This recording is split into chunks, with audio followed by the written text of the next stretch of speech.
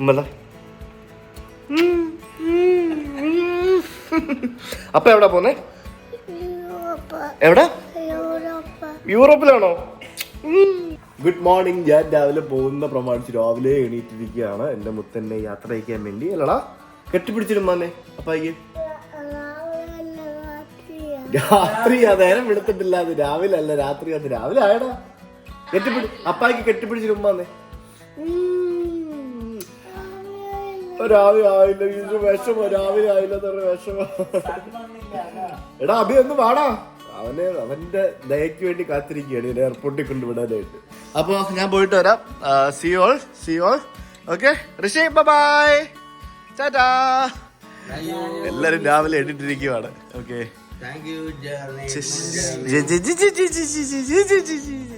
Okay അപ്പാ, bye. Yes, see you, by.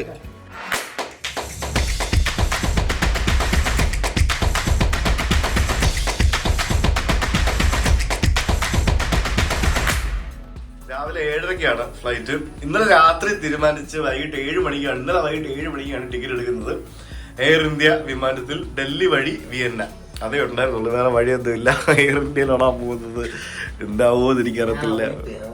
നീ മിണ്ടരുത് നീ. നിങ്ങളെല്ലാരും പറഞ്ഞ പോലെ KLTUK യാത്ര ബോറടിച്ച് പണ്ടാനിറങ്ങിയിരിക്കുകയാണ്. എനിക്കും നിങ്ങൾക്കും എല്ലാം ബോറടിച്ചിരിക്കുകയാണെന്ന് അറിയാം. സോ വെരി സൂൺ ഈ ഒരു ട്രിപ്പ് നിർത്താൻ പോവാണ്. നിർത്താൻ വെച്ചാൽ അങ്ങനെ ചുമ്മാ നിർത്താൻ പറ്റില്ല.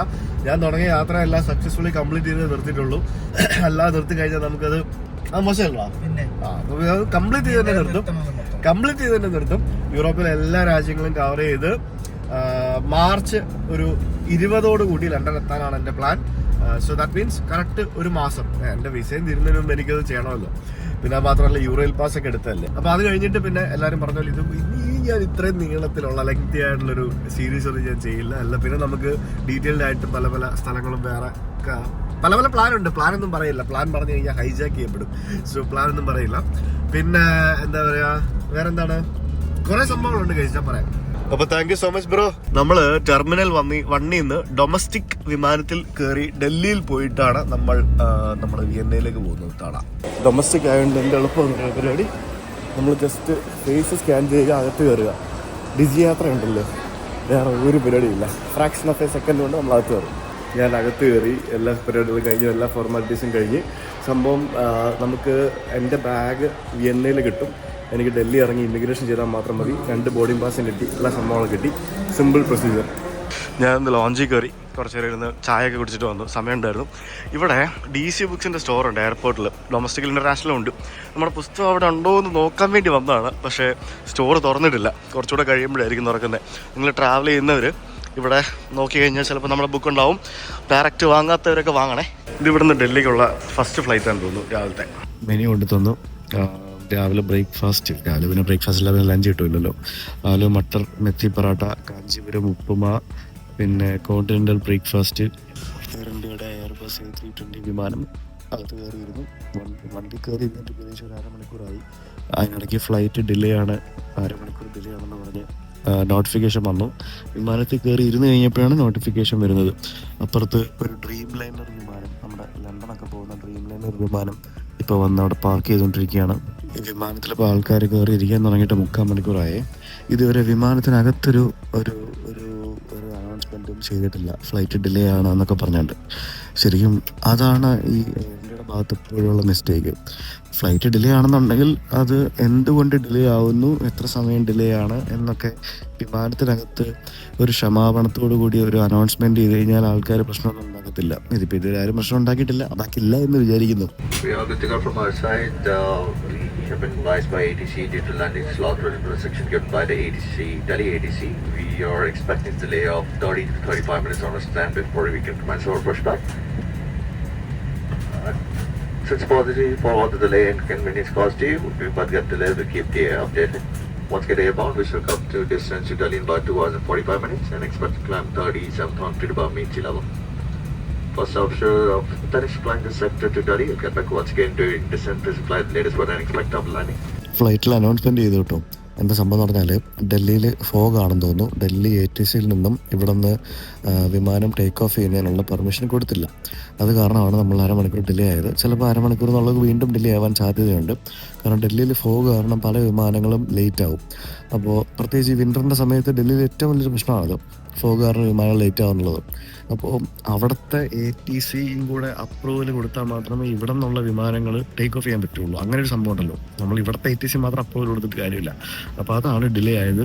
അതുകൊണ്ട് നമ്മൾ ഇങ്ങനെ വിമാനത്തിനകത്ത് ഇരിക്കുക. അങ്ങനെ കറക്റ്റ് 8:05 നമ്മുടെ വിമാനം പുഷ് ബാക്ക് ചെയ്തു.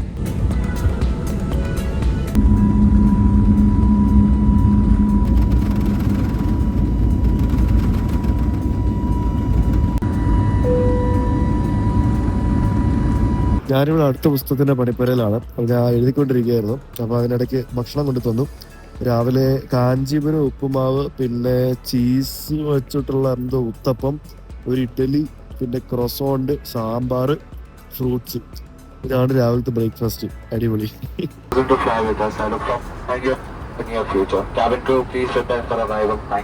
ഫുഡ് കുഴപ്പമില്ല. ലാൻഡ് ചെയ്യാൻ പോകണം ഞാൻ. പിന്നെ കുറച്ചു നേരം എഴുതി, പിന്നെ കുറച്ചു നേരം നെറ്റ്ഫ്ലിക്സിൽ ഗുഡ് ഡോക്ടർ എന്ന് പറഞ്ഞൊരു സീരീസ് കാണുന്നുണ്ട്. ഇപ്പോൾ അത് കണ്ടുകൊണ്ടിരുന്നു. പിന്നെ ഉറങ്ങിയൊന്നുമില്ല. 3 മണിക്കൂറല്ലേ ഉള്ളൂ. അപ്പോൾ നമ്മളിപ്പോൾ ഡൽഹിയിൽ ലാൻഡ് ചെയ്യാൻ വേണ്ടി പോവാണ്. ഫോഗ് ആയതുകൊണ്ട് തന്നെ ആയിരിക്കും ഒന്നും കാണത്തില്ല. ഈ അതിരാവിലെ ഡൽഹിയിൽ നിന്നുള്ള ഫ്ലൈറ്റുകളൊക്കെ മിക്കതും ഡിലേ ആവും ഈ ഫോഗിൻ്റെ പ്രശ്നങ്ങൾ കാരണം. ഈ വിൻ്റർ സമയത്ത് ഈ ഭാഗത്തുള്ള ഒരു വലിയൊരു പ്രശ്നമാണത്. ഈ സാധനം ഇട്ടിരിക്കുന്നത് ഷോ ഓഫ് കാണിക്കാനാണെന്ന് ആരും വിചാരിക്കല്ലേ.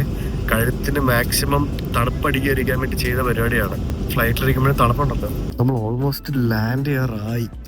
ഒന്നും കാണുന്നില്ല കേട്ടോ. താഴെ ഒരു കെട്ടിടം പോലും കാണാനില്ല, ഒന്നും കാണാനില്ല. ഈ ഡെൻസ് ഫോഗിലൊക്കെ വന്ന് വിമാനമൊക്കെ ലാൻഡ് ചെയ്യിപ്പിക്കുന്ന വരെ സമ്മതിക്കണം അല്ലേ.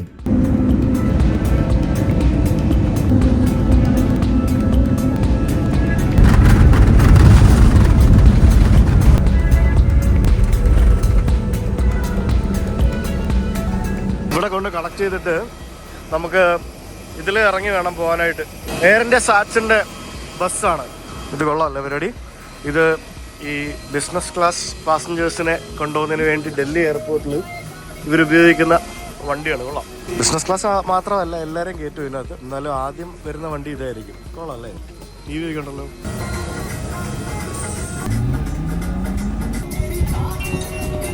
നല്ല ബസ്, അടിപൊളി ബസ്സാണ്. ഇതിലെ വണ്ടിയായിരുന്നു. നല്ല സൂപ്പർ വണ്ടി, എനിക്ക് ഇഷ്ടപ്പെട്ടു. അപ്പോൾ ഇനിയിപ്പോൾ നമുക്ക് ഒരു 2.5 മണിക്കൂർ ട്രാൻസിറ്റ് ഉണ്ട്. 3 മണിക്കൂർ ട്രാൻസിറ്റ് ഉണ്ട്. ഡൽഹി ഡൊമസ്റ്റിക്കിലാണ് ഞാൻ വന്ന് ഇറങ്ങിയിരിക്കുന്നത്, ടെർമിനൽ 3 തന്നെ. അപ്പോൾ നമുക്കിനി ഇവിടെ നിന്ന് ഇൻ്റർനാഷണലിൽ കയറിയിട്ട് നമുക്ക് ഇമിഗ്രേഷൻ ചെയ്യണം. അകത്തൂടെ തന്നെ നമുക്ക് ഇമിഗ്രേഷൻ കടന്ന് ട്രാൻസ്ഫർ ചെയ്യാമായിരുന്നു എന്നുണ്ടെങ്കിലും അവർ പുറത്തൂടെയാണ് കടത്തി വിട്ടത്. പുറത്ത് വന്നിട്ട് വീണ്ടും നമുക്ക് മുകളിൽ ആ ഒരു ഡിപ്പാർച്ചർ ഏരിയയിലേക്ക് വരേണ്ടി വന്നു. അപ്പോൾ ഞാനിനി ഇൻ്റർനാഷണൽ ഡിപ്പാർച്ചേഴ്സിൽ പോയിട്ട് ഇമിഗ്രേഷൻ ആൻഡ് സെക്യൂരിറ്റി ചെക്കൊക്കെ ചെയ്യട്ടെ. ഇമിഗ്രേഷനും സെക്യൂരിറ്റി ചെക്കൊക്കെ വളരെ സിമ്പിളായിരുന്നു. ഒരു തിരക്കും ഇല്ലായിരുന്നു. പകൽ സമയം ആയതുകൊണ്ടാണെന്ന് എനിക്കറിയില്ല, തിരക്ക് തീരെ ഇല്ലായിരുന്നു. അത് കഴിഞ്ഞ് ഞാനിവിടെ ഡ്യൂട്ടി ഫ്രീയിലെത്തി. ഇവിടെയും തിരക്കും കാര്യങ്ങളൊന്നും കാണുന്നില്ല. എനിക്ക് തോന്നുന്നു ഇവിടെ നിന്നൊക്കെ ഫ്ലൈറ്റ്സ് കൂടുതലും രാത്രിയായിരിക്കും പോകുന്നതെന്ന് തോന്നുന്നു. പകൽ സമയത്ത് വിമാനങ്ങൾ കുറവായിരിക്കും, അതുകൊണ്ടായിരിക്കും. ഞാൻ ഓസ്ട്രേലിയയിൽ നിന്നാണല്ലോ തിരിച്ച് വന്നത്. അപ്പോൾ ഞാൻ തിരിച്ച് ഓസ്ട്രേലിയയിലേക്ക് തന്നെയാണ് പോകുന്നത്, വിയന്നയിലേക്കാണ് പോകുന്നത്. എയർ ഇന്ത്യക്ക് ആക്ച്വലി വിയന്നയിലേക്ക് ഡയറക്റ്റ് ഫ്ലൈറ്റ് ഉണ്ട് ഡൽഹിയിൽ നിന്ന്. അപ്പോൾ ഞാൻ കൊച്ചിയിൽ നിന്ന് സിംഗിൾ PNR ടിക്കറ്റാണ്. ഞാൻ ആക്ച്വലി ലാസ്റ്റ് സമയത്ത് ഇത് ഇന്നലെ രാത്രി എടുത്ത ടിക്കറ്റാണല്ലോ, അതുകൊണ്ട് തന്നെ അത്യാവശ്യം എക്സ്പെൻസീവ് ആയിരുന്നു ടിക്കറ്റ്. അപ്പോൾ ബിസിനസ് ക്ലാസ്സും എക്കണോമിയും തമ്മിൽ റേറ്റിൽ വലിയ വ്യത്യാസമില്ലായിരുന്നു. അതുകൊണ്ടാണ് ഞാൻ ബിസിനസ് ക്ലാസ് എടുത്തത്. ഇല്ലെങ്കിൽ ഞാൻ ഒരിക്കലും എടുക്കില്ലായിരുന്നു. പിന്നെ വെറുതെ ക്ഷീണിച്ച് അവശനായിട്ട് പോകണ്ടല്ലോ, സുഖമായിട്ട് ഉറങ്ങിപ്പോവാമല്ലോ എന്ന് കരുതി. അപ്പോൾ നമ്മളിപ്പോൾ ഇനിയൊരു 2-2.5 മണിക്കൂർ നമുക്ക് ഇവിടെ സ്പെൻഡ് ചെയ്യേണ്ടതായിട്ടുണ്ട്. ലോഞ്ചിൽ പോയിരിക്കാം, അല്ലെങ്കിൽ എന്തെങ്കിലും ചെയ്യാം, നോക്കട്ടെ. ഇവിടെ ഡ്യൂട്ടി ഫ്രീയിലും ഭയങ്കര ഓഫേഴ്സൊക്കെ ഉണ്ടല്ലോ പല കടകളിലും. നമ്മുടെ ഇന്ത്യൻ ഏവിയേഷൻ സെക്ടർ ശരിക്കും സത്യം പറഞ്ഞാൽ എയർ ഇന്ത്യയും മാത്രമേ ഉള്ളൂ ഇപ്പോൾ അല്ലേ. ബാക്കി എല്ലാവരും പോയി, ഔട്ടായി. സ്പൈസ് ജെറ്റൊക്കെ വീണ്ടും ഔട്ടാവുമെന്ന് എനിക്ക് തോന്നുന്നത്. ഇൻഡിഗോ ഉണ്ട് ഒരു സൈഡിൽ, ബാക്കി മൊത്തം എയർ ഇന്ത്യ. വിസ്താരം കൂടെ വിഴുങ്ങിയതോടുകൂടി സത്യം പറഞ്ഞാൽ ഒരു ഡുവോപോളി പോലെയാണ്. ഇവർ രണ്ടുപേരുമാണ് റേറ്റ് ഫിക്സ് ചെയ്യുന്നത്. അതുകൊണ്ട് ഡൊമസ്റ്റിക്കൊക്കെ എന്ത് റേറ്റാണ് ഇപ്പം പറക്കാനായിട്ട്. ഡൊമസ്റ്റിക് വിമാനയാത്രകളൊക്കെ ഭയങ്കര എക്സ്പെൻസീവ് അല്ലേ. ഇവിടെ ആക്ച്വലി ഇൻ്റർനാഷണൽ ടെർമിനലിൽ എയർ ഇന്ത്യയുടെ ലോഞ്ചാണ് അങ്ങ് ഏറ്റവും മുകളിൽ കാണുന്നത്. അൺഫോർച്ചുനേറ്റ്ലി എയർ ഇന്ത്യയുടെ ലോഞ്ച് ഇവിടെ റിനോവേഷൻ നടന്നുകൊണ്ടിരിക്കുകയാണ്. അപ്പോൾ നമുക്ക് ഇവിടെ ബിസിനസ് ക്ലാസ് പാസഞ്ചേഴ്സിന് ഇവരിവിടെ താഴെ എൻകാം പ്രൈവ് എന്ന് പറഞ്ഞിട്ടൊരു ലോഞ്ച് ഉണ്ട്. ഇത് ഒരു പ്രീമിയം ലോഞ്ചാണ്. ഇവിടെയാണ് നമുക്ക് ലോഞ്ച് ഫെസിലിറ്റി തരുന്നത്. എൻകാം പ്രൈവ് ലോഞ്ച്. ഇവിടെ മുകളിൽ പോകണോ താഴെയാണോ? താഴെയാണ്. മുകളിൽ ഹോട്ടലൊക്കെ ഉണ്ട് കേട്ടോ. ഇവിടെ എയർപോർട്ട് ട്രാൻസിറ്റ് ഹോട്ടലും പരിപാടികളൊക്കെ ഉണ്ട്. ഇത് കൊള്ളാമല്ലോ സംഭവം. ഇത് മേളിൽ പോകണം ലിഫ്റ്റിൽ കയറി. ഓക്കെ, ഞാൻ കരുതി താഴെയാണത്. ഇത് അടിപൊളി ലോഞ്ചാണല്ലോ. കിടിലൻ ലോഞ്ച്, നല്ല വലിയ ലോഞ്ച്. തിരക്കുമില്ല, ബഹളവും ഇല്ല, ഒന്നുമില്ല. ഇവിടെ കാർഡ് ആക്സസ് ഉള്ള ആർക്കും അങ്ങനെ വരാൻ പറ്റത്തില്ല. ഇത് ബിസിനസ് ക്ലാസ് പാസഞ്ചേഴ്സിന് മാത്രം കൊടുക്കുന്ന ലോഞ്ചാണ്. അതുകൊണ്ടാണ് തിരക്കില്ലാത്തത്. നല്ലൊരു ടിപ്പിക്കൽ ഹിന്ദുസ്ഥാനി സംഗീതം പശ്ചാത്തലത്തിൽ ഇങ്ങനെ നമുക്ക് കേൾക്കാം. ഇവിടെ ഒരു വലിയൊരു ബാർ കൗണ്ടർ കാണാം. എന്തെങ്കിലും ബാറിൽ നിന്നും വാങ്ങാനുള്ള മൂടൊന്നും എനിക്കിപ്പോൾ തൽക്കാലം ഇല്ല. പിന്നെ ഇവിടെ നമുക്ക് ഫുഡ് കോർട്ടും കാര്യങ്ങളൊക്കെ, അവിടെ ഫുഡിൻ്റെ സംഭവങ്ങളൊക്കെ അവിടെ റെഡിയാക്കിയിട്ടുണ്ട്. ശരിക്കും വലിയൊരു ഫുഡ് കോർട്ട് പോലെ തന്നെയാണ് കേട്ടോ സംഭവം. Gym, spa, sleeping pod, cigar room, library, nap rooms, family dining area. ഇതുള്ളതല്ലേ ഇവിടുത്തെ ഒരു വർക്കിംഗ് ഡെസ്ക്കാണ് ഈ കാണുന്നത്. കുറച്ച് ലൈബ്രറി പരിപാടികളൊക്കെ സെറ്റാക്കി കിടില സ്ഥലം. ഇവിടെ സ്ലീപ്പിംഗ് പോട്ട്സ് ഒക്കെ ഉണ്ട്. അത് കൊള്ളാമല്ലോ. നമുക്ക് കിടന്നുറങ്ങാം. ഉറങ്ങുന്നതിന് വേണ്ടിയുള്ള സ്ഥലം. ഇതിനകത്തൊരു ഗെയിമിംഗ് സോൺ. ഇത് ഗംഭീര ലോഞ്ചാണല്ലോ. ഇവിടെ ഗെയിം കളിക്കാനുള്ള സ്ഥലം നോക്കി. ഇത് കൊള്ളാം കേട്ടോ. അതൊക്കെ ഫ്രീ ആണെന്ന് തോന്നുന്നു കേട്ടോ. ഇതിനകത്ത് കയറി കഴിഞ്ഞാൽ കുറേ സംഭവങ്ങളുണ്ട്. പിന്നെ സ്പായൊക്കെ ഉണ്ട്. സ്പായൊക്കെ ചിലപ്പോൾ പൈസ കൊടുക്കേണ്ടി വരും. ഇത് സിഗരറ്റ് വലിക്കുന്നവർക്ക് വേണ്ടിയുള്ള സ്മോക്കിംഗ് റൂം. ഇത് കൊള്ളാമല്ലേ. Sleeping pod. ഇത് പല പോഡുണ്ട്, ഇഷ്ടംപോലെ സ്ഥലം. അകത്ത് ഷവർ ഏരിയ ഒക്കെ ഉണ്ട്, ഷവർ റൂം ഒക്കെ ഉണ്ട്. നിങ്ങൾക്ക് കുളിക്കണം എന്നുണ്ടെങ്കിൽ കുളിക്കാം.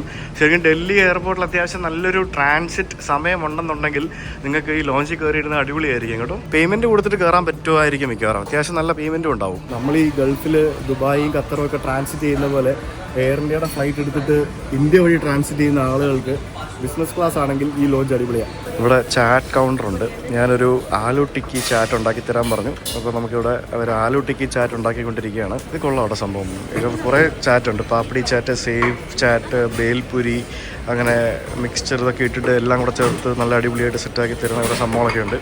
പിന്നെ അവിടെ ബ്രേക്ക്ഫാസ്റ്റ് കഴിഞ്ഞ് ലഞ്ച് റെഡിയാക്കിക്കൊണ്ടിരിക്കുകയാണ്. അവിടെ നല്ല കിടിലം ബിരിയാണി, മട്ടൻ കറി ഉണ്ടോ? മട്ടൻ കറി, പരിപ്പുണ്ട്, പരിപ്പ്. ഇത് കടായി ചിക്കനാണ്. അകത്ത് ലൈവായിട്ട് കുറേ സംഭവങ്ങൾ ഉണ്ടാക്കിക്കൊണ്ടിരിക്കുന്നു. ഇത് ചിക്കൻ സോസേജിൻ്റെ ഫ്രൈഡ് റൈസ്. ഇത് ഗ്രിൽഡ് ഫിഷ് വിത്ത് എന്തോ ഒരു സോസൊക്കെ ഇട്ട സാധനം. അടിപൊളിയാട്ടോ. വൈകി കിടിലം മെനു. അതായത് നല്ലൊരു 5 സ്റ്റാർ ഹോട്ടലിൽ നമ്മൾ റെസ്റ്റോറൻറ്റിൽ പോയി നമ്മൾ കഴിക്കാൻ പോകുമ്പോൾ എങ്ങനെയാണോ അതേപോലത്തെ ഒരു മെനു. ഇത് കണ്ടില്ലേ, ചിക്കൻ റെഡ് തായ് കറി. പിന്നെ ഇത് ഫിഷ് ടിക്കയാണ്. ഇത് അമൃത്സാരി ടൈപ്പ്, അതായത് ലാഹോറി സ്റ്റൈൽ എന്നാണ് എഴുതിയിരിക്കുന്നത്. ഈ ഫുഡ് കാണാൻ മാത്രമല്ല ടേസ്റ്റും ഉണ്ട് കേട്ടോ മൊത്തത്തിൽ. ഫിഷൊക്കെ അടിപൊളിയാണ്. ബിരിയാണി സൂപ്പറായിരുന്നു, നല്ല ടേസ്റ്റ് ഉണ്ട്. ഞാൻ കുറേ നേരം ഇവിടെ ഇരുന്നു. ഒരു 2-2.5 മണിക്കൂർ ഇവിടെ ഇരുന്നു. ഞാൻ എൻ്റെ സീരീസൊക്കെ കുറേ കണ്ടു തീർത്തു. ഫുഡ് കഴിച്ചു. നല്ല ഫുഡായിരുന്നു, നല്ല ആംബിയൻസ് ആയിരുന്നു, എല്ലാം അടിപൊളിയായിരുന്നു. നല്ല ബാക്ക്ഗ്രൗണ്ട് സൂത്തിങ് മ്യൂസിക് ഉള്ള ഒരു കിടിലൻ ലോഞ്ച്. എനിക്ക് ഒത്തിരി ഇഷ്ടപ്പെട്ടു കേട്ടോ. ഞാൻ ഫസ്റ്റ് ടൈമാണ് ഈ ഒരു ലോഞ്ചിൽ വരുന്നത്. അടിപൊളിയായിരുന്നു. നമ്മുടെ ബോർഡിങ് സ്റ്റാർട്ട് ചെയ്യാറായി. So it's time to go. അടിപൊളി പോലെ എൻ്റെ ഗേറ്റ് നമ്പർ 8. കുറേ നടക്കണം. എയർ ഇന്ത്യ ആംസ്റ്റർഡാം, കുറച്ച് മുമ്പ് ഫ്രാങ്ക്ഫർട്ട് പോയി. എനിക്കൊന്ന് എയർ ഇന്ത്യയുടെ യൂറോപ്പിലേക്കുള്ള ഫ്ലൈറ്റുകളെല്ലാം ഏകദേശം ഈ ഉച്ച കഴിഞ്ഞുള്ള സമയത്താണ് അങ്ങോട്ട് പോകുന്നതെന്ന് തോന്നുന്നു. ഞാൻ ഇവിടെ ഗേറ്റിൻ്റെ അടുത്തെത്തി. അപ്പോൾ ഗേറ്റിൻ്റെ അടുത്തെത്തിയപ്പോഴത്തേക്കിനും ഇവിടെ ബോർഡിങ് തുടങ്ങി. എക്കണോമി ക്ലാസ്സിലെ ആളുകളെയാണ് ആദ്യം കയറ്റുന്നത്. അതെന്താണെന്ന് എനിക്കറിയില്ല. സാധാരണ ബിസിനസ് ക്ലാസ്സൊക്കെയാണ് ഫസ്റ്റ് കയറ്റുന്നത്. പക്ഷേ ഇത് എക്കണോമി പാസഞ്ചേഴ്സിന് ഇവർ ഫസ്റ്റ് ബോർഡിങ് ചെയ്യിക്കുന്നുണ്ട്. എന്താ സംഭവം എന്നറിയില്ല. ഇവിടെ ഇരിക്കാൻ പറഞ്ഞ് ഇവിടെ ഇരിക്കുകയാണ്. ബിസിനസ് ക്ലാസ് പാസഞ്ചേഴ്സൊക്കെ അവിടെ വെയിറ്റ് ചെയ്യുക. Cabin is not ready, we will announce എന്ന് പറയുന്നുണ്ട് അവരവിടെ. അതെന്താണോ? സീറ്റൊക്കെ വർക്ക് ചെയ്താൽ മതിയായിരുന്നു. പഴയ വിമാനമാണ്, 10 കൊല്ലം പഴക്കമുള്ള വിമാനമാണ്. അങ്ങനെ ബിസിനസ് ക്ലാസ്സുകാരെ കയറ്റി കേട്ടോ. എനിക്ക് തോന്നുന്നു ഇവിടെ വേറെ ഏതോ ഒരു ബ്രിഡ്ജ് വഴിയാണ് നമ്മൾ വിമാനത്തിലേക്ക് കയറുന്നത്. Special priority.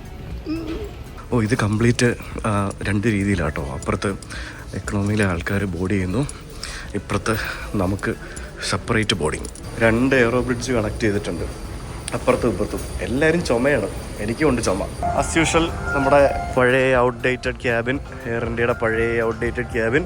3J, ഇതാണ് എൻ്റെ സീറ്റ്. 3J, ഇതാണ് നമ്മുടെ അടുത്ത 8 മണിക്കൂർ 20 മിനിറ്റ് ഇരിക്കേണ്ട സീറ്റ്. ഇത് നമുക്ക് ഫുൾ ഫ്ലാറ്റ് ബെഡ് ആക്കി കിടന്നുറങ്ങാവുന്ന സീറ്റാണ്. നമ്മളിതുപോലത്തെ സെയിം ഡ്രീം ലൈനർ വിമാനത്തിൽ ഇതിനു മുമ്പ് യാത്ര ചെയ്തിട്ടുണ്ട്. ഒരു കുഞ്ഞ് പില്ലോ ഉണ്ട്, ഒരു വലിയ പില്ലോയും ഉണ്ട്. ഇത് കൊള്ളാമല്ലോ, ഇത് പുതിയതാണല്ലോ. എന്തായാലും നന്നായി.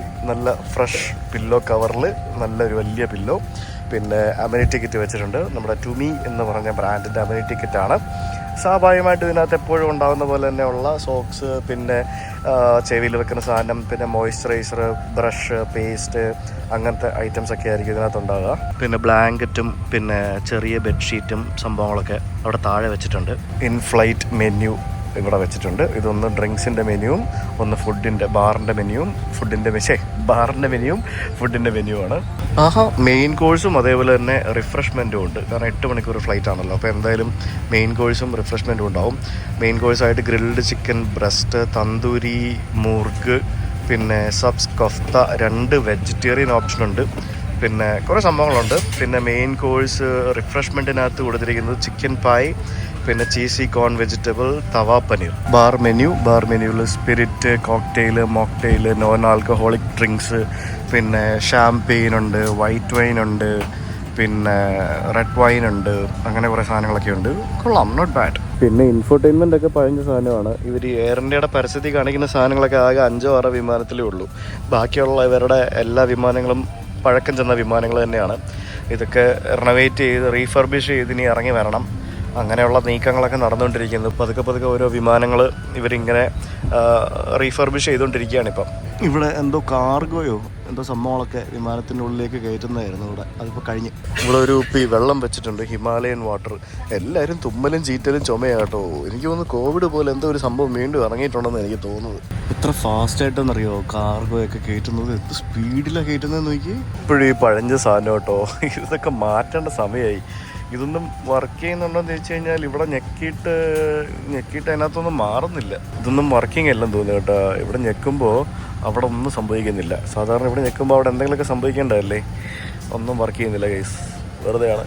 നമ്മളിപ്പോൾ യാത്ര ചെയ്യുന്ന പോലത്തെ ബോയിങ് 787 ഡ്രീം ലൈനർ വിമാനം ലണ്ടൻ കൊച്ചി റൂട്ടിൽ കഴിഞ്ഞ ഏതാനും വർഷങ്ങളായിട്ട് ഓപ്പറേറ്റ് ചെയ്യുന്നുണ്ടായിരുന്നു. നമ്മൾ മലയാളികൾക്ക് പ്രത്യേകിച്ച് ലണ്ടൻ പാസഞ്ചേഴ്സിന് പാരൻസിനെയൊക്കെ ഡയറക്റ്റ് ഫ്ലൈറ്റ് കയറ്റി വിടാനും മറ്റുമൊക്കെ ഭയങ്കര ഹെൽപ്ഫുള്ളായിരുന്നു ആ ഒരു വിമാനം. നല്ല റേറ്റ് ആയിരുന്നു വാങ്ങിച്ചുകൊണ്ടിരുന്നത്. ബിസിനസ് ക്ലാസ്സിൽ 2.5 ലക്ഷം രൂപയും എക്കണോമിയിൽ 1 ലക്ഷം രൂപ വരെയൊക്കെ ആയിരുന്നു അതിന് റേറ്റ് അവർ വാങ്ങിച്ചുകൊണ്ടിരുന്നത്. പക്ഷേ അൺഫോർച്ചുനേറ്റ്ലി അത്രയും റേറ്റ് വാങ്ങിച്ച് ഫുള്ളായിട്ട് ആ വിമാനം ഓടിയിട്ടും ആ വിമാനം ഈ അടുത്ത മാസം മുതൽ നിർത്തലാക്കിയെന്നും പറഞ്ഞുകൊണ്ട് എയർ ഇന്ത്യയുടെ നോട്ടിഫിക്കേഷൻ കണ്ടു. അവരതിന് പറയുന്ന റീസൺ ആ വിമാനം മെയിൻ്റനൻസിന് വേണ്ടി അയക്കുകയാണ്, അതുകൊണ്ടാണ് നിർത്തലാക്കിയെന്നാണ് പറയുന്നത്. പക്ഷേ അങ്ങനെയാണെന്നുണ്ടെങ്കിൽ വേറെ വിമാനങ്ങൾ ഇവർക്കുണ്ടല്ലോ, അത് വെച്ച് റൊട്ടേറ്റ് ചെയ്ത് ഓപ്പറേറ്റ് ചെയ്യാമല്ലോ. നഷ്ടം കാരണം നിർത്തിയെന്നും പറയുന്നുണ്ട്. പ്രോപ്പറായിട്ടുള്ള റീസൺ അറിയില്ല. എന്തായാലും എയർ ഇന്ത്യ പൊതുവെ ഒരു സൗത്ത് ഇന്ത്യയോട് ഭയങ്കര അവഗണനയാണല്ലോ. അല്ലെങ്കിൽ ഇപ്പോൾ ക്രിക്കറ്റിലാണെങ്കിൽ പോലും നോർത്ത് ഇന്ത്യൻ ലോബിയല്ലേ, എയർ ഇന്ത്യ അതേപോലെ തന്നെയാണ്, നോർത്ത് ഇന്ത്യൻ ലോബിയാണ്. സത്യം പറഞ്ഞുകൊണ്ടല്ലോ എയർ ഇന്ത്യ നല്ല പേര് കൊടുക്കേണ്ടത് എയർ നോർത്ത് ഇന്ത്യ എന്നാണ് പേര് കൊടുക്കേണ്ടത്. എല്ലാം നോർത്ത് ഇന്ത്യൻ ലോബികളുടെ കളികളാണ്. സൗത്ത് ഇന്ത്യക്കാർക്ക് നമുക്ക് എന്താ ഉള്ളത്? നമുക്ക് ശരിക്കും പറഞ്ഞാൽ എവിടെയെങ്കിലും പോകണമെന്നുണ്ടെങ്കിൽ കൊച്ചിയിൽ നിന്നോ തിരുവനന്തപുരത്തു നിന്നൊക്കെ എവിടെയെങ്കിലും പോകണമെന്നുണ്ടെങ്കിൽ നമുക്ക് ഒന്നുകിൽ എമിറേറ്റ്സോ ഖത്തർ എയർവേസോ എത്തിഹാദോ എയർ അറേബ്യയോ ഗൾഫിലെ വിമാന കമ്പനികൾ വേണം, അല്ലെങ്കിൽ air Asia, Singapore airlines, Malaysian airlines തുടങ്ങിയ മറ്റ് രാജ്യങ്ങളിലെ വിമാന കമ്പനികൾ വേണം. നമ്മുടെ സ്വന്തം എയർ ഇന്ത്യയിൽ നമുക്ക് ആകെ ഇപ്പം നിലവിലുള്ളത് ലണ്ടനാണ്, നിർത്താൻ പോവാണ്. പിന്നെ ദുബായ് ഉണ്ട്, വേറെ ഏതെങ്കിലും ഇൻ്റർനാഷണൽ ഫ്ലൈറ്റ് ഉണ്ട്. അറ്റ്ലീസ്റ്റ് അബുദാബിക്ക് പോലും international flight air India operate ചെയ്യുന്നില്ല. കൊച്ചിയിൽ നിന്ന് കോലാലംപൂർ ഇല്ല, ബാങ്കോക്ക് ഇല്ല, തായ്ലൻഡ് ഇല്ല, ഒന്നുമില്ല, സിംഗപ്പൂർ പോലും ഇല്ല, ഒന്നും എയർ ഇന്ത്യ ഓപ്പറേറ്റ് ചെയ്യുന്നില്ല. ഗൾഫിലേക്ക് സൗദിക്ക് എയർ ഇന്ത്യ ഇല്ല, പിന്നെ ഖത്തറിലേക്കോ ബഹ്റിനിലേക്കോ പോലും കൊച്ചിയിൽ നിന്ന് എയർ ഇന്ത്യ ഇല്ല, വേറൊരു സ്ഥലത്തേക്ക് എയർ ഇന്ത്യ ഇല്ല. എന്താണ് പിന്നെ എയർ ഇന്ത്യ? എന്തെങ്കിലുമൊക്കെ ഓടിക്കണ്ടേ? നമ്മൾ മലയാളികൾക്ക് മറ്റ് രാജ്യങ്ങളുടെ വിമാന കമ്പനികളാണ് നമുക്ക് പ്രിയം. എയർ ഇന്ത്യ ഞാൻ പറഞ്ഞില്ലേ, എയർ സൗത്ത് ഇന്ത്യ അല്ല, എയർ നോർത്ത് ഇന്ത്യ ആണ്. ഈ വർക്ക് ചെയ്യാത്ത ഇൻഫർടൈൻമെൻറ്റിൽ ഹെഡ്സെറ്റ് വെച്ചിട്ടുണ്ട് കേട്ടോ. ഇവിടെ ഏതോ വലിയ ഹെഡ്സെറ്റാണ് അത്. വർക്ക് ചെയ്യാത്ത ഇൻഫർടൈൻമെൻറ്റിൻ്റെ ഹെഡ്സെറ്റ് എന്തിനാണെന്ന് എനിക്കറിയത്തില്ല. വെൽക്കം ഡ്രിങ്ക് ആയിട്ട് ബട്ടർ മിൽക്ക് കൊണ്ടു തന്നു. മുഖം തുടയ്ക്കാൻ ഹോട്ട് ടവലുണ്ട്, കോൾഡ് ടവലുണ്ട്. എൻ്റെ സൗണ്ട് ഇപ്പോഴും അടഞ്ഞിരിക്കുകയല്ലേ. ഈ തണുപ്പത്ത് എന്ന് കഴിയുമ്പോൾ എന്താകുമോ എനിക്കറിയില്ല. നല്ലൊരു സൂത്തിങ് ഇന്ത്യൻ മ്യൂസിക്കാണ് കേട്ടോ പ്ലേ ചെയ്യുന്നത്. നല്ല രസമുണ്ട് കേൾക്കാനായിട്ട്.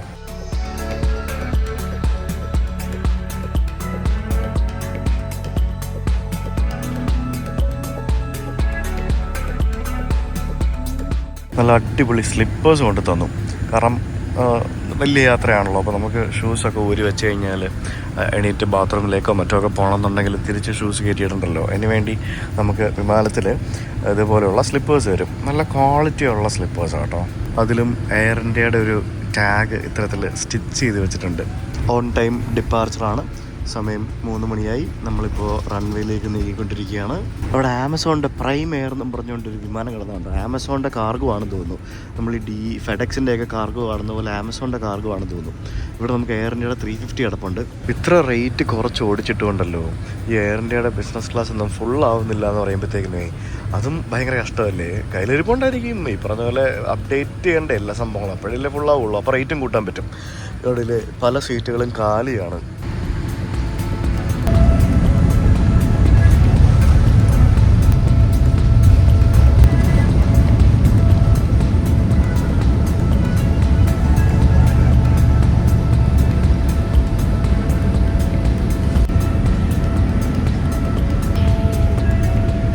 അങ്ങനെ നമ്മൾ ഡൽഹിയിൽ നിന്ന് പറന്നു. ഇനിയിപ്പോൾ 8 മണിക്കൂർ 20 മിനിറ്റാണ് നമുക്ക് ഓസ്ട്രിയയിലെ വിയന്നയിലേക്ക് പറക്കാനുള്ളത്. നമ്മൾ ടൈം ട്രാവൽ ചെയ്ത് നമ്മൾ പാസ്റ്റിലേക്കാണ് നമ്മൾ പോകുന്നത്. നമ്മളിപ്പോൾ ഇവിടെ നിന്ന് ഉച്ചയ്ക്ക് 3 മണിക്ക് വിട്ട് കഴിഞ്ഞാൽ നമ്മൾ വിയന്ന സമയം വൈകിട്ട് 6:30-6:45 ആകുമ്പോഴായിരിക്കും നമ്മളവിടെ എത്താം. ഒരു ഡെൻ്റൽ കിറ്റ് കൊണ്ട് തന്നിപ്പം. ഇത് compostable tooth brush made with plan based material എന്നും പറഞ്ഞിട്ടുണ്ട്. പിന്നെ ശബ്ദം കേൾക്കാതെ ഉറങ്ങാൻ വേണ്ടി ചെവി വയ്ക്കാനുള്ള ആപ്പ് അതും കൊണ്ട് തന്നിട്ടുണ്ട്. ഒരു കുഞ്ഞാവയുണ്ട് ഫ്രണ്ടിൽ, ഭയങ്കര കരച്ചില്ല. അപ്പോൾ അവൻ കഷ്ടമുണ്ട്. ഇത് ചെയ്യാനല്ലേ പിള്ളേരൊക്കെ ആയിട്ട് ആ ട്രാവൽ ചെയ്യുമ്പോഴത്തേക്കിനും അങ്ങനെയാണല്ലോ. അപ്പോൾ നമുക്ക് ലഞ്ചാണോ സെർവ് ചെയ്യുന്നതെന്ന് ചോദിച്ചു കഴിഞ്ഞാൽ മെയിൻ കോഴ്സാണ് സെർവ് ചെയ്യുന്നത് ഫുഡ്. അപ്പോൾ ഞാനിവിടെ ഗുഡ് ഡോക്ടർ കണ്ടുകൊണ്ടിരിക്കുകയാണ്. ഗുഡ് ഡോക്ടർ എൻ്റെ അപ്പറ്റൈസർ കൊണ്ട് തന്നു. ഇത് സ്മോക്ഡ് സാൽമൺ, സ്മോക്ഡ് സാൽമൺ. പിന്നെ ഗാർലിക് ബ്രെഡ് ഉണ്ട്. പിന്നെ ഏകദേശം ഒരു മാസത്തിന് ശേഷം ഞാനൊരു ഗ്ലാസ് വിസ്കി വാങ്ങിച്ചു. അത് വെച്ചിട്ട് തൊണ്ട ഒന്ന് ആൽക്കഹോളല്ലേ, അപ്പോൾ തൊണ്ട ഒന്ന് സാനിറ്റൈസ് ചെയ്തെടുക്കാമെന്ന് കരുതി. ശരിയാവുമായിരിക്കും, നോക്കാം. പക്ഷെ എൻ്റെ ദൈവമേ, അടിപൊളി മല.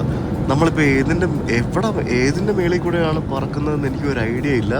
പക്ഷേ കുറേ മഞ്ഞ് മലകളൊക്കെ എനിക്കിവിടെ കാണാം. എൻ്റെ അപ്പറ്റൈസർ കഴിച്ചു കഴിഞ്ഞ് ഞാനിങ്ങനെ ഇരിക്കുകയാണ്. ഇനി മെയിൻ കോഴ്സ് കൊണ്ടുവരണം. ഇത് കാണുമ്പോൾ നമ്മൾ ഒത്തിരി താന്ന് പറക്കുന്ന പോലെ ഫീൽ ചെയ്യുന്നുണ്ടല്ലേ. പക്ഷെ നമ്മൾ ഒട്ടും താന്നല്ല പറക്കുന്നത്. നമ്മൾ അത്യാവശ്യം എനിക്കൊന്നൊരു 35,000-36,000 ഫീറ്റ് അബോവ് സീ ലെവലിൽ തന്നെയാണ് നമ്മൾ പറന്നുകൊണ്ടിരിക്കുന്നത്. എനിക്കിത് എന്താണെന്നൊരു എന്തോ കുതൊന്നും കിട്ടുന്നില്ല. പക്ഷെ നല്ല മനോഹരമായിട്ടുള്ള മഞ്ഞുമലകൾ. പക്ഷേ ഒരു വീടോ ഒരു ഗ്രാമമോ ഒരു ആളുകളെയോ ഒരു വണ്ടിയോ ഒരു റോഡോ ഒന്നും കാണാൻ പറ്റുന്നുമില്ല. നമ്മൾ പോകുന്ന ഫ്ലൈറ്റ് പാത്ത് ശരിക്കും നമ്മുടെ വിമാനത്തിൻ്റെ ഇൻഫോർടൈൻമെൻറ്റ് സിസ്റ്റത്തിൽ കാണേണ്ടതാണ്. പക്ഷെ ഞാൻ ചെക്ക് ചെയ്തപ്പോൾ അത് അവൈലബിൾ അല്ല എന്നാണ് കാണിക്കുന്നത്. ഇതാണ് എൻ്റെ ചിക്കൻ ബ്രസ്റ്റ്, അതായത് മെയിൻ കോഴ്സായിട്ട് പറഞ്ഞ സാധനമാണ്. Not that appealing. കാണാൻ വലിയ സുഖമൊന്നുമില്ല. കഴിച്ചു നോക്കിയിട്ട് പറയാം എങ്ങനെ ഉണ്ടായിരുന്നു അല്ലെ എങ്ങനെ ഉണ്ടെന്നുള്ളത്. കാണാനൊട്ടും സുഖമില്ല സത്യം പറഞ്ഞാൽ. Taste vice okay. 3 മണിക്കൂറായി. ഇപ്പോഴും ഇത് തന്നെ കേട്ടോ, ഒരു സ്ഥലം പോലും കാണാനില്ല എന്നുള്ളതാണ്. എത്ര നേരമായിരുന്നറിയോ ഇത് തന്നെ കണ്ടുകൊണ്ടിരിക്കുന്നത്. അപ്പം ഞാൻ ആ ഫുഡ് കഴിച്ച് കഴിഞ്ഞിട്ട് ഞാൻ വീണ്ടും ഒരു ഫുഡും കൂടെ ചോദിച്ചു. ഇതെന്തോ ഒരു വെജ് സംഭവമാണ്, പാലക്ക്, ഇന്ത്യൻ സ്റ്റൈൽ പാലക്ക് സംഭവം. പിന്നെ കുറച്ച് പുലാവ്, അങ്ങനെ എല്ലാം കൂടെ ഉള്ള ഒരു വെജിറ്റേറിയൻ മീലാണ്. എനിക്ക് നല്ല വിശപ്പുണ്ടായിരുന്നു. അപ്പം ഞാൻ ഒരെണ്ണം കൂടെ പറഞ്ഞു. എന്താണെന്നറിയില്ല, എന്താ ഭയങ്കര വിശപ്പാണ്. നേരത്തെ ഫുഡ് കുഴപ്പമില്ലായിരുന്നു. കാണാൻ ലുക്കിലിങ്ങനെ നല്ല ടേസ്റ്റ് ഉണ്ട് കേട്ടോ. എയർ ഇന്ത്യയിലെ ഫുഡിന് അങ്ങനെ വലിയ മോശമൊന്നും പറയാനുണ്ടാവില്ല. ഇന്നത്തെ ബ്രേക്ക്ഫാസ്റ്റ് കൊള്ളൂല, അതെനിക്ക് ഇഷ്ടപ്പെട്ടില്ല. ബാക്കിയുള്ള ഫുഡൊക്കെ അറിയില്ല. സൂപ്പർ. ഫുഡെല്ലാം കഴിച്ച് കഴിഞ്ഞ് ഞാൻ കുറച്ചുകൂടെ ഉറങ്ങാൻ പോകണം. കിടന്ന് ഞാൻ ഫുള്ളിങ്ങനെ കിടക്കാം. സംഭവം അതൊക്കെ അടിപൊളിയാണ് കണ്ടല്ലേ. നീണ്ടു നിവർന്ന് വീട്ടിൽ കിടക്കുന്ന പോലെ, കട്ടിലെ കിടക്കുന്ന പോലെ ഞാൻ ഇങ്ങനെ കിടന്നു. എനിക്ക് തോന്നുന്നൊരു 4 മണിക്കൂർ ഉറങ്ങാൻ തോന്നുന്നു. 3 മണിക്കൂർ കഴിഞ്ഞു. ഒരു 4 മണിക്കൂറും കൂടെ ഉറങ്ങാം. എന്തായാലും ഉറങ്ങാൻ പോകാം. അവർ വന്ന് വിളിച്ച് എണീപ്പിച്ചോളും. അങ്ങനെ നമ്മൾ എത്താറായി. സമയം ഇന്ത്യൻ സമയം രാത്രി 10:30 മണിയായി. 11 മണി ആവാറായി. നമ്മൾ ഏകദേശം ഒരു അരമണിക്കൂറിൽ ലാൻഡ് ചെയ്യും. ഞാൻ കുറേ നേരം കിടന്ന് ഉറങ്ങി. അത് കഴിഞ്ഞ് എണീറ്റ് ഒരു ചായയൊക്കെ കുടിച്ച് ഇങ്ങനെ ഇരിക്കുകയാണ്.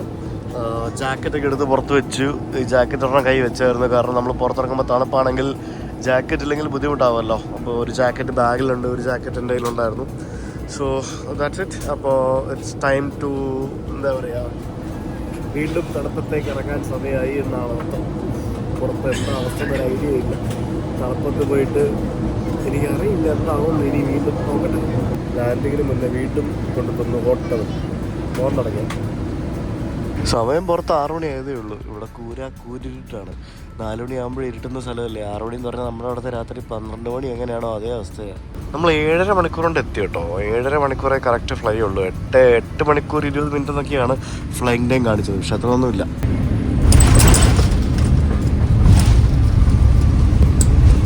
ഇവിടെ ലാൻഡ് ചെയ്ത് പുറത്തൊക്കെ മൊത്തം ഇരുട്ടാണല്ലോ. ഒരു തുള്ളി ഒരു ശകലം വെട്ടം പോലും ഇല്ലല്ലോ, ഒന്നുമില്ലല്ലോ. Air India is pleased to announce 37 minutes before arrival in Vienna. Welcome to Vienna International Airport. പുറത്ത് -2 എന്നൊക്കെയാണ് കാണിക്കുന്നത്. വലിയ വ്യത്യാസമൊന്നുമില്ല, പണ്ടത്തെ പോലെ തന്നെ. 2 ആഴ്ച മുന്നേ എങ്ങനെയായിരുന്നു അതേപോലെ തന്നെ. കഴിഞ്ഞ 7.5 മണിക്കൂർ ഞാനിരുന്ന സീറ്റ് അടിപൊളിയായിരുന്നു കേട്ടോ. കുഴപ്പമൊന്നുമില്ല. ഇച്ചിരി പഴയതാണെന്നുണ്ടെങ്കിൽ സുഖമായിട്ടിരുന്ന് ഉറങ്ങി വന്നു. ഇരുന്നല്ല, കിടന്നുറങ്ങി വന്ന്. അങ്ങനെ വെൽക്കം ബാക്ക് ടു വിയന്ന എയർപോർട്ടിൽ നമ്മൾ വന്ന് ഇറങ്ങിയിരിക്കുകയാണ്. എൻ്റെ അമ്മോ, ഈ ഇവിടെ വലിയ തിരക്കൊന്നുമില്ല. ഇവിടെ വലിയ തിരക്കൊന്നുമില്ല ഇല്ലാത്ത ഒരു എയർപോർട്ടാണ്. ഇമിഗ്രേഷൻ ഒന്നും വലിയ തിരക്കുണ്ടാവില്ല. ഇമിഗ്രേഷൻ കഴിഞ്ഞു. എനിക്ക് ഇമിഗ്രേഷൻ ഓഫീസറായിട്ടുള്ള ഒരു സബ്സ്ക്രൈബറെ കൂടെ കിട്ടി. ഞാൻ വന്ന് ഇമിഗ്രേഷനിൽ പാസ്പോർട്ട് എടുത്തപ്പോഴത്തേക്കിനും പുള്ളി ചോദിച്ചു എവിടെ പോകുന്നതെന്ന് ചോദിച്ചു. ഞാൻ പറഞ്ഞു ഞാൻ ഇന്നിവിടെ ഉണ്ടാവും, നാളെ ഞാൻ ചിലപ്പോൾ സ്ലൊവേനിയ പോകും, മറ്റന്നാളെ ഞാൻ എവിടേക്കോട്ടിലൊക്കെ പോകും ചോദിച്ചു. നീ എന്താ ചെയ്യുന്നതെന്ന് ചോദിച്ചു. ടെക്സ്റ്റ് ചോദിച്ചു. ഞാൻ പറഞ്ഞു ഞാൻ യൂട്യൂബറാന്ന് ആണോ എന്ന് ചോദിച്ചു. അപ്പോൾ പുള്ളിൻ്റെ പാസ്പോർട്ടൊക്കെ തുറന്നപ്പോഴേ മനസ്സിലായി ഞാനിവിടെ കറങ്ങി നടക്കുകയായിരുന്നു. നീ കുറേ നാളായല്ലോ യൂറോപ്പിൽ, ഇതുവരെ തീർന്നില്ലെന്ന് ചോദിച്ചു. ഞാൻ പറഞ്ഞു ഇല്ലയെന്ന് പറഞ്ഞു. ഓക്കെ, ചാനലൊക്കെ ചോദിച്ച് പുള്ളി സബ്സ്ക്രൈബ് ചെയ്യാമെന്നൊക്കെ പറഞ്ഞു. ഓൾ ദ ബെസ്റ്റ് ഒക്കെ പറഞ്ഞ് വിട്ടു.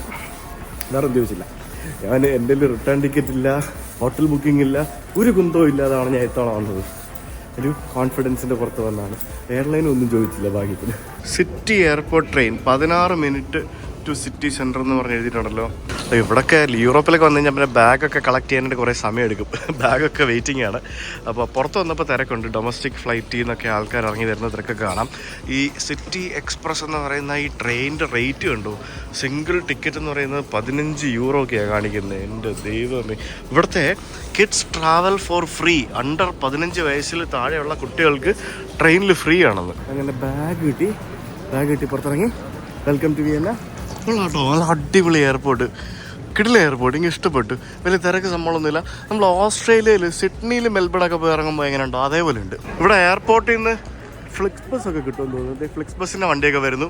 പിന്നെ ഇവിടെ നിന്ന് നമുക്ക് സിറ്റിയിലേക്ക് പോകാനായിട്ട് ബസ് കിട്ടും. അപ്പോൾ ഇതിലേതോ ഒരു ബസ്സുണ്ട്, നോക്കട്ടെ. ഈ വണ്ടിയിലാണ് നമുക്കിനി പോകേണ്ടത്. വെസ്റ്റ് ബാനോഫ് എന്ന് പറഞ്ഞ സ്ഥലത്ത് പോയി ഇറങ്ങണം. നമ്മൾ കഴിഞ്ഞ തവണ വന്നപ്പോൾ നമ്മൾ മീറ്റ് ചെയ്തില്ലേ പ്രോസി, നമ്മുടെ മലയാളി നമ്മളെ ഹോസ്റ്റ് ചെയ്ത അവർ, പ്രിൻസ് ഏട്ടനും ബാക്കിയുള്ള ആൾക്കാരുമൊക്കെ. അപ്പോൾ അവരവിടെ ഇന്ന് നമ്മുടെ പുസ്തകത്തിൻ്റെ പ്രകാശനം അവിടെ വെച്ച് ചെയ്യാമെന്ന് പറയുന്നുണ്ടായിരുന്നു. അപ്പോൾ ഓസ്ട്രിയയിലെ പുസ്തകത്തിൻ്റെ പ്രകാശനം.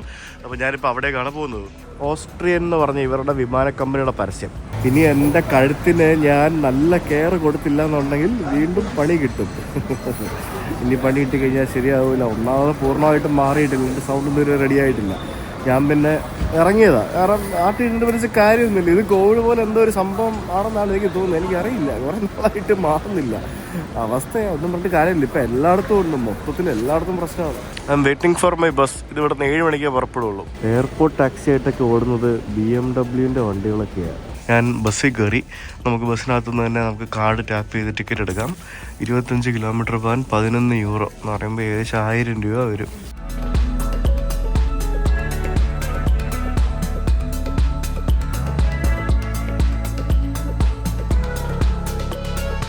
അപ്പോൾ നമ്മൾ തിരിച്ച് ഇവിടെ വിയന്നയിലെത്തിയിട്ട് നമ്മുടെ ഫ്രണ്ട്സ് ആയിട്ട് പുസ്തകം കൊടുക്കണമല്ലോ അല്ലേ?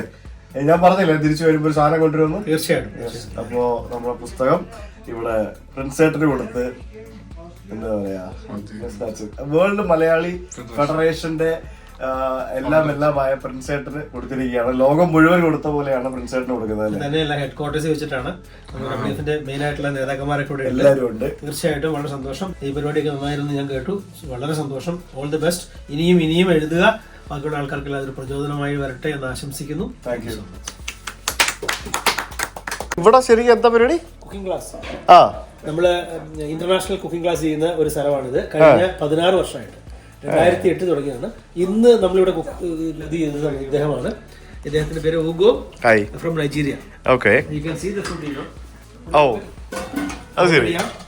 അപ്പൊ ഇവരിവിടെ വന്ന് ചെയ്യുന്നതാണോ അതോ? കാരണം നമ്മുടെ സ്റ്റാഫാണ്. ഇന്നിപ്പോ നമ്മൾ ഇതിൽ ഇതുണ്ടല്ലേ, ഇത് ചേനയോ അല്ല മറ്റേ ഇത് നമ്മുടെ കാച്ചിലോ? കാച്ചില്, ആഫ്രിക്കൻ കാച്ചില്. ഇത് നമ്മുടെ ചില്ലി ഒരു നല്ല ആഫ്രിക്കൻ ചില്ലിയാണ്, അതിന്റെ സോസ് ആണ്. ഇതെന്ത് കപ്പയാ? ഇതിന്റെ പൊടിയാണ്. ഇത് നമ്മുടെ നാട്ടിലെ കപ്പയും കപ്പ, ആ കപ്പയുടെ പോലുള്ള ആഫ്രിക്കൻ കപ്പ. പിന്നെ ഇത് പറഞ്ഞത് ഇതെന്താ ചിക്കനാണോ? അല്ലല്ലോ, ചിക്കൻ അല്ലല്ലോ, മട്ടൺ.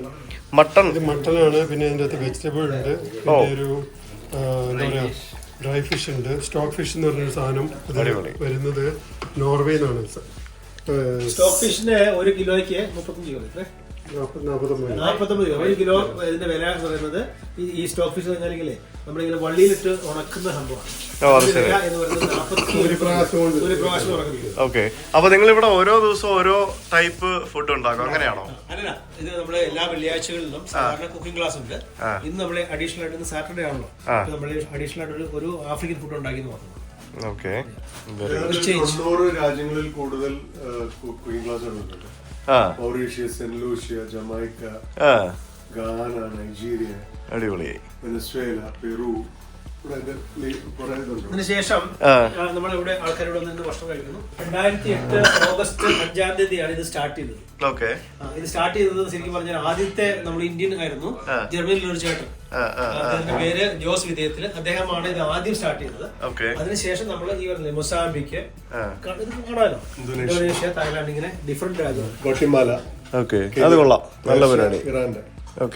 അങ്ങനെയാണ് നമ്മളുടെ ഈ പ്രോസിയില് ഓസ്ട്രിയൻ കസ്റ്റമേഴ്സിനെ കൊണ്ടുവന്നത്. കാരണം ഇതിനകത്ത് അപ്പൊ ഇതെല്ലാം ഒരു ബിസിനസ് മാർക്കറ്റിംഗിന്റെ ടെക്നിക്കുകളാണല്ലേ? ഇത് കഴിഞ്ഞു കഴിഞ്ഞാൽ ഇവർ ഈ ഫുഡ് ഉണ്ടല്ലോ, ഇത് കഴിച്ച് ഇഷ്ടപ്പെട്ട് കഴിഞ്ഞാൽ ഇതിന്റെ റെസിപ്പി ഉണ്ടല്ലോ, അതുമായിട്ട് പോയിട്ട് നമ്മളുടെ സൂപ്പർ മാർക്കറ്റിൽ നിന്ന് സാധനങ്ങൾ മേടിച്ച് അടിപൊളി അവര് സ്വന്തമായി കൊണ്ടുപോയി കുക്ക് ചെയ്യും, അവരുടെ ഫ്രണ്ട്സിനെ കൂട്ടിയിട്ട്. അങ്ങനെ ഫൈനലി തിരിച്ച് ആഫ്രിക്കൻ ഫുഡ് കഴിച്ചു കേട്ടോ. ഞാൻ ടേസ്റ്റ് ചെയ്തു, എനിക്ക് വല്ല വിശപ്പില്ലായിരുന്നു, ഞാൻ ടേസ്റ്റ് ചെയ്തു. Something different. എന്നിട്ട് തിരിച്ച് നമ്മൾ കഴിഞ്ഞ തവണ വന്നപ്പോഴത്തേക്കിനും താമസിച്ച അതേ സെയിം ഇവരുടെ അപ്പാർട്ട്മെന്റിൽ വന്നു. അപ്പോൾ അവരോടെല്ലാം ബൈ പറഞ്ഞു. It was wonderful meeting dum again. കാരണം നമുക്കൊരു ബുദ്ധിമുട്ട് വന്നപ്പോഴത്തേക്കിനും നമ്മളെ സഹായിച്ച ആളുകളാണ് അവർ, അപ്പോൾ അവർ മറക്കാൻ പാടില്ല. പിന്നെ എന്തായാലും ഭയങ്കര സന്തോഷമായി.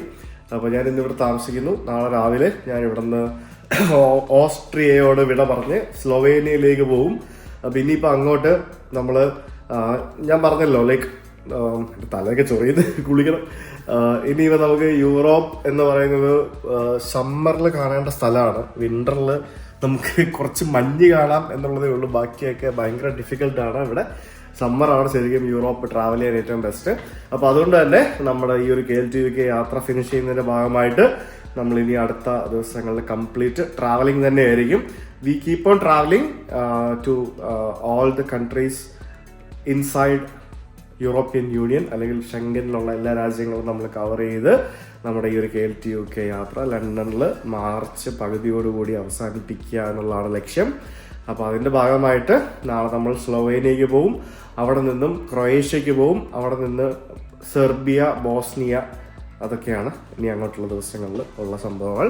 അപ്പോൾ വരും ദിവസങ്ങളിൽ അധികം വെറുപ്പിക്കാതെ ഈ ട്രിപ്പ് ഞാൻ തീർക്കുന്നതായിരിക്കും. സോ എല്ലാവരും കാണുക, അഭിപ്രായം പറയുക. That's it. അപ്പോൾ see you guys tomorrow. By.